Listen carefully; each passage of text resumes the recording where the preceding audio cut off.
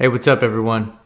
Just wanted to let you guys know that this isn't an installation video. It's not a how-to. It's not a review. It's more of just me sharing my thoughts on a product that I believe in, that I purchased, and that I recommend. I'm not getting paid to say any of it. So hopefully the information in the video helps. If it doesn't, sorry. If you have any questions, hit me up in the comments. And there will be flashing lights in this video, so if that's something that you're concerned with, just be aware. Enjoy. Hey, what's up everyone? It's Jay from Black Ops Overland. Today, I wanted to talk about Diode Dynamics D-Switch. So, first things first, I'm not sponsored, not an affiliate, anything like that. I had to buy that shit. So, let's get that out of the way.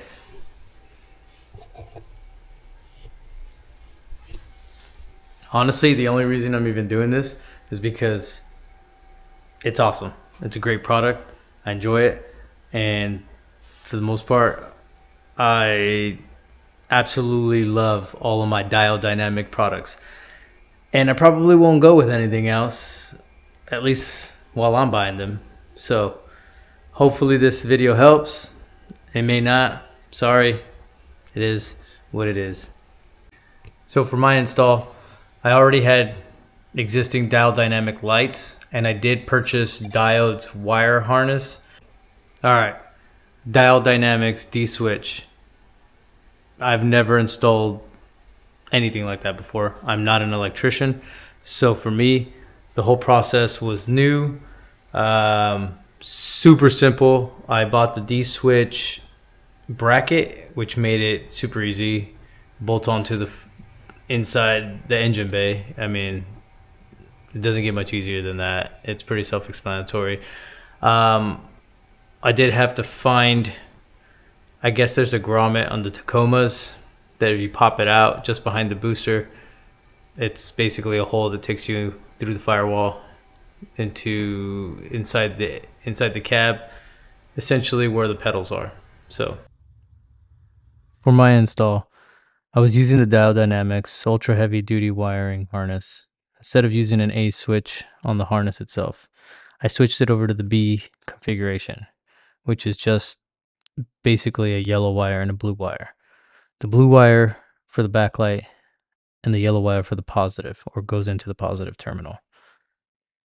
Installing it this way was recommended by Diode Dynamics, so that's the method I went with. So this is the diagram I used that I got off of Diode Dynamics website. And as you can see, their harnesses that they sell come with enough wire to pretty much run your lights anywhere you need them. In this case, I have a ton of extra wiring, so eventually I will cut out the excess. Until then, I just tuck them away. So here's a quick example of how Diode Dynamics recommended I wire it up. My yellow wire into the positive terminal, blue wire for the backlight into the backlight terminal. Pretty much that's it. I do want to mention that getting the bolts underneath the bracket was a pain in the ass.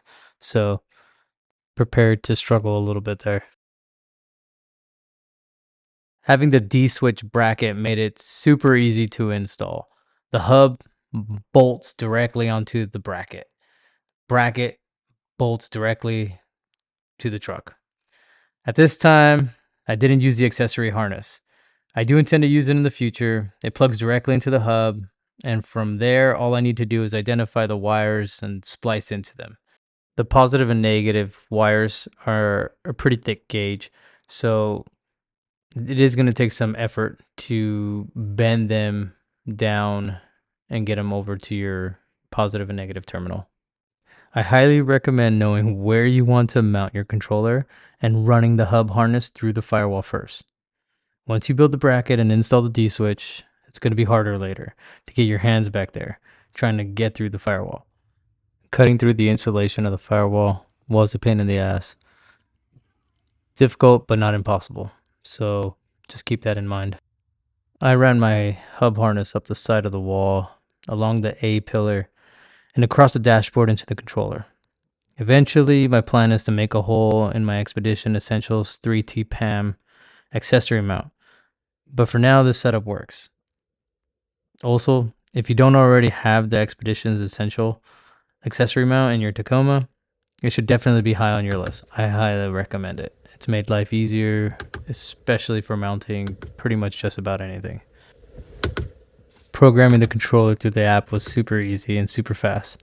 There are some really good videos out there that walk you through it, all the process. Videos from Diode Dynamics, Yoda Expedition, AZ Overland, and Headlight Revolution, to name a few.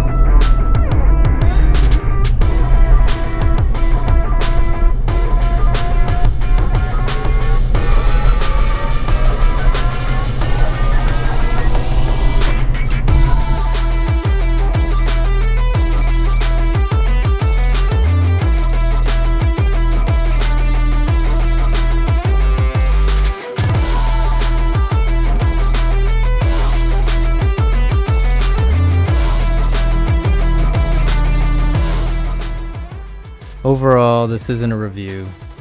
It's just a recommendation based on what I'm running. The Diode Dynamics D-Switch has been a solid, clean solution for my setup. Alright, I do want to say this. This isn't something you need in order to overland or go camping or anything like that. So let's be clear. This is definitely a want, not a need.